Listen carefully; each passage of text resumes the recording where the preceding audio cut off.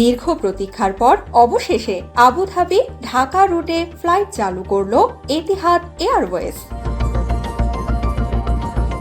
২৬ June রাতে Abu Dhabi থেকে ছেড়ে আসা উদ্বোধনী ফ্লাইট ছিল পুরোপুরি সোল্ড আউট, যা শুরুতেই এই রুটে যাত্রী চাহিদার শক্তিশালী ইঙ্গিত দিয়েছে। এখন থেকে সপ্তাহে 4 দিন ঢাকা আবুধাবি রুটে ফ্লাইট পরিচালনা করবে Etihad.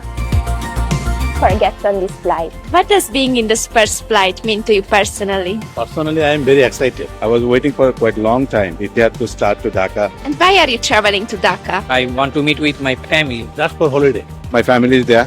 My children are there. রুটে ব্যবহার করা হচ্ছে বোয়িং 777 বিমান, যেখানে রয়েছে 28টি business class live flight seat এবং 374টি ইকোনমি সিট। এতিহাদের প্রধান নির্বাহী আন্তোনা আলদো নেভেস জানান, সংযুক্ত আরব আমিরাতে বিশ্বের অন্যতম বৃহৎ বাংলাদেশি প্রবাসী সম্প্রদায় বসবাস করে। নতুন এই রুট তাদের পাশাপাশি মধ্যপ্রাচ্য, যুক্তরাজ্য ও উত্তর আমেরিকায় ভ্রমণকারী যাত্রীদের জন্য আরও সহজ সংযোগ তৈরি করবে।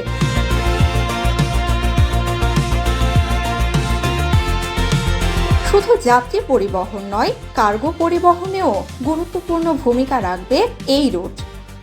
বোয়িং 777-এর বড় কার্গো ধারণ ক্ষমতার মাধ্যমে বাংলাদেশের পোশাক ও টেক্সটাইল পণ্য মধ্যপ্রাচ্য, ইউরোপ ও উত্তর আমেরিকার বাজারে আরও সহজে পৌঁছানো সম্ভব হবে।